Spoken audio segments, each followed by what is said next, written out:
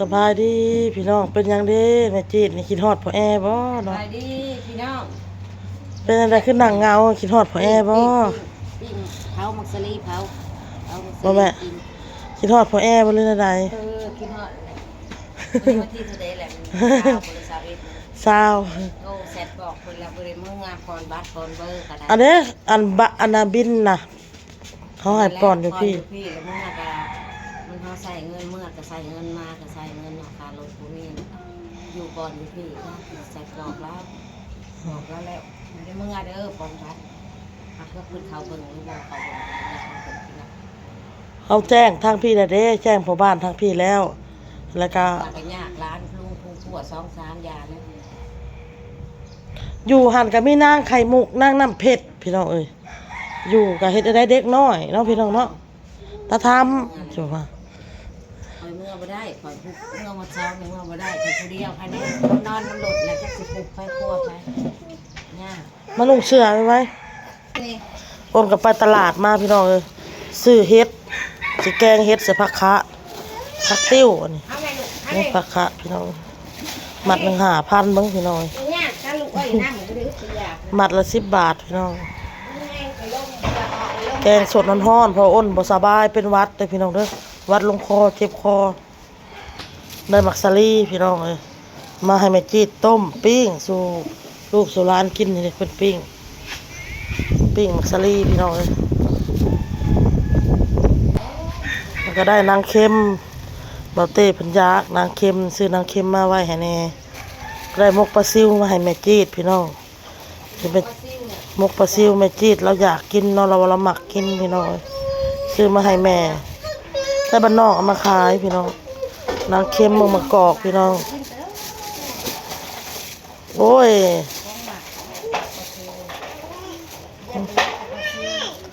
อันนี้ฮะมะกอกหนังพี่น้องมะกอกเนื้อลาย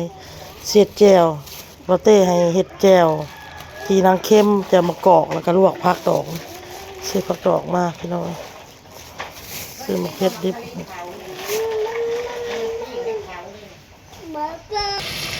เอาเห็ดมาล่างพี่น้องไว้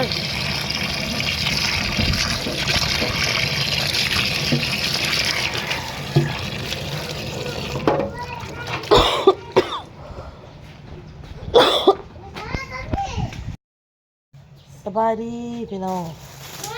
มาตำขบือสิแกงเห็ดพี่น้องนี่วันนี้แกงสะพักคะ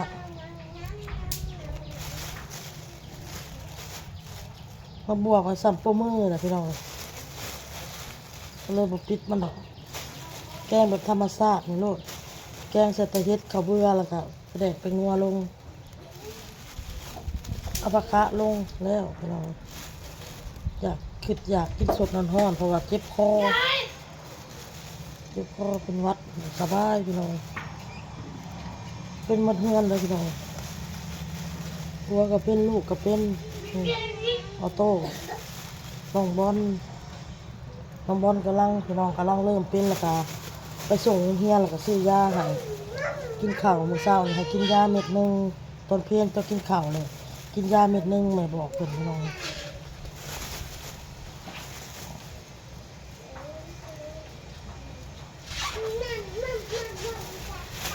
ใส่ร้ายกับย่านพิษ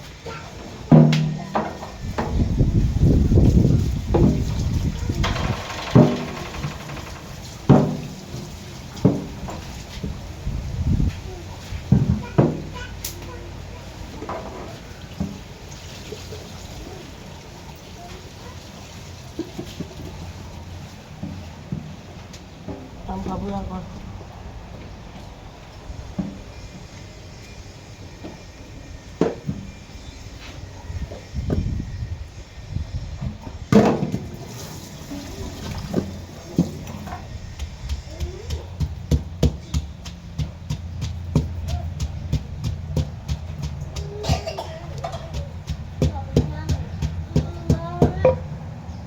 แขะหญ้าเล็กน้อยกระโซกใบบุญแขะหญ้าพี่น้องเลยออโต้ก็มีส่วงหนึ่งแขะพี่น้องส่วงไข่ดุดอกบ่สบายดุเอาให้กินตลอดอยากแขะส่วงแล้วเอามาเป็นนี่บัดนี้ค่ะจะรู้สึกว่าบ่แขะปานไหนแหละ คือว่ากินง่ายอยู่พี่น้อง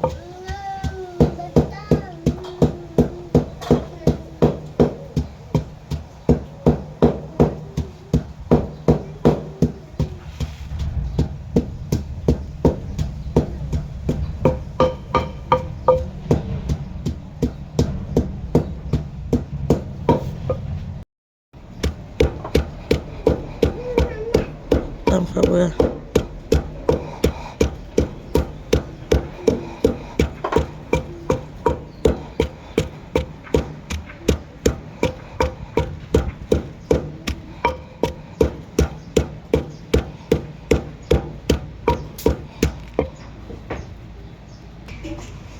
เฮ็ดให้พี่น้องล้างเรียบร้อยโตบ่เฮ็ดโรคบ่เล่นเอาเมียนไม่พอให้เร็วๆเร็วๆขี่ตะปิ้งสลีสู่กันน่ะร้านกินพี่น้องอ้นก็สิแกงเฮ็ดพี่น้องเอาไว้เท่าเอาไว้มา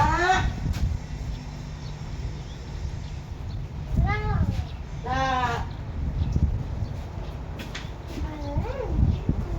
เล่นมากินเหลือไว้เอาสลีนี่เร็วๆเอาเลย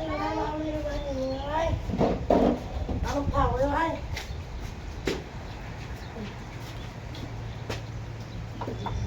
นั่ง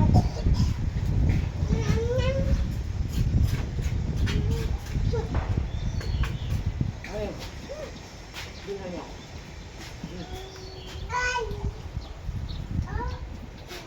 มันฮอน น้ำเย็ดออก ฮอนเลยมันฮอนมันมาแกะให้ดิกินตะแกะเนี่ย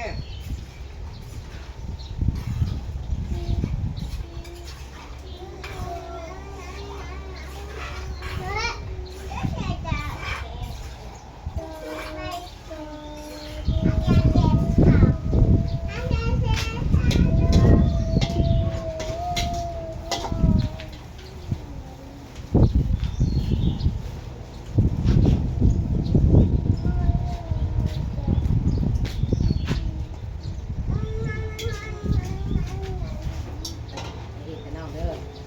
กินเนี่ยแกะให้เนี่ยนิดเดียว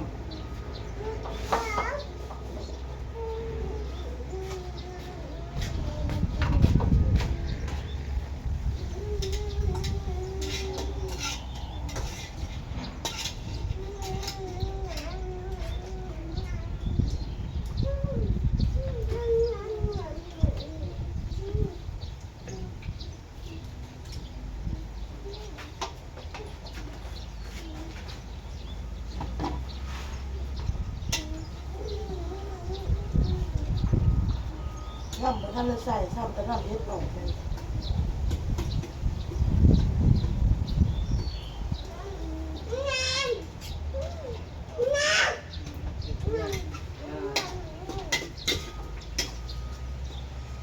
กินน้ำเดียวนี่แหละให้กินนี่เดี๋ยวพริกกัน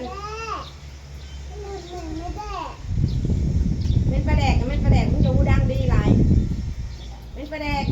อยู่เฮ็ดเรื่องกับมันเม็ดปลาแดกมันก็เหม็นแหละให้มันหอมกินขนมมันก็หอมเลยเนาะ นางงามคนงามเน้นประเดะ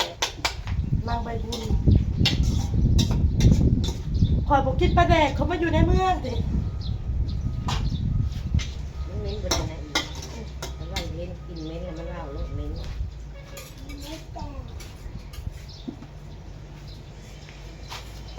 อันนี้มาแกะให้เลยกินน้ำเดียวเด้ออย่าพิษกันเด้อนี่บ่นี่ห่อนนี่นี่บ่นี่ลวกมือลวกนี่นี่ ใส่มาผักติ้วไหม อันน้อยนึงนี่หมักสุก ตอนนั้นลุงว่า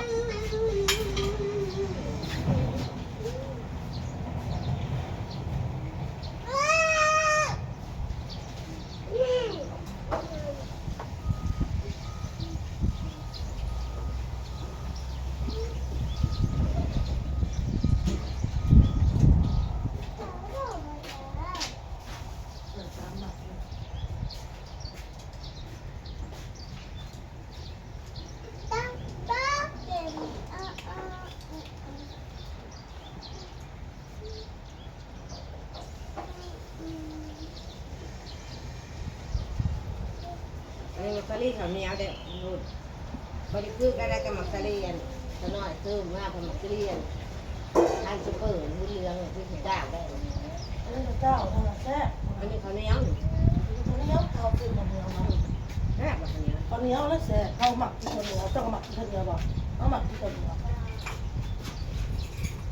ก็มีหมูสลีเหลืองของเอามาขายกัน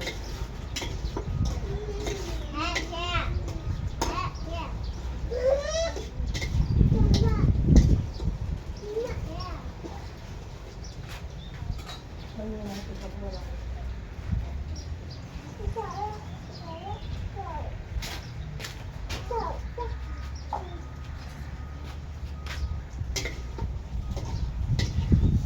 แกงเป็นข้าวปลา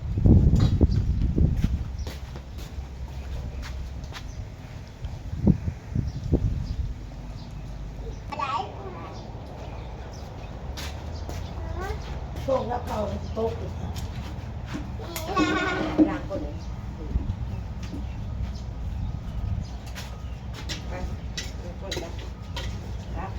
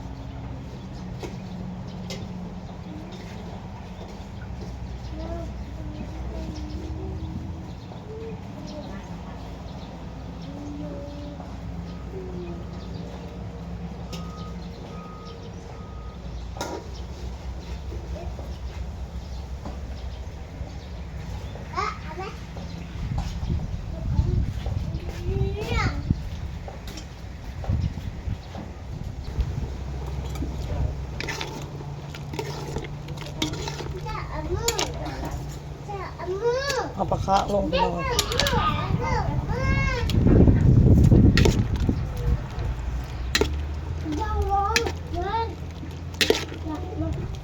คะส่วนทอดๆมาเนี่ย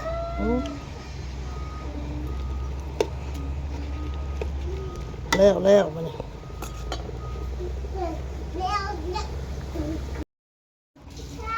แล้วเรียบร้อยพี่น้องแกงเห็ดนางฟ้าใส่ปลาคะนะสดน้ำกันร้อนๆพี่น้องมาพี่น้องมาเนี่ยมกปลาซิวซื้อมาจากตลาดเลยพี่น้องด้วยมกปลาซิวมาจีดที่ว่ามาจีดแล้วจมอยากว่ามกอยากมกปลาซิวได้เนาะว่ะพอดีแล้วว่ามกปลาซิวว่ะเลยซื้อพี่น้องคนเลยนะแต่บ้านนอกเอามาขายพี่น้องเอาพี่น้องคลิปนี้ก็ลาเลยเด้อพี่น้องพ่อกับคลิปหนาบ๊ายบายพี่น้อง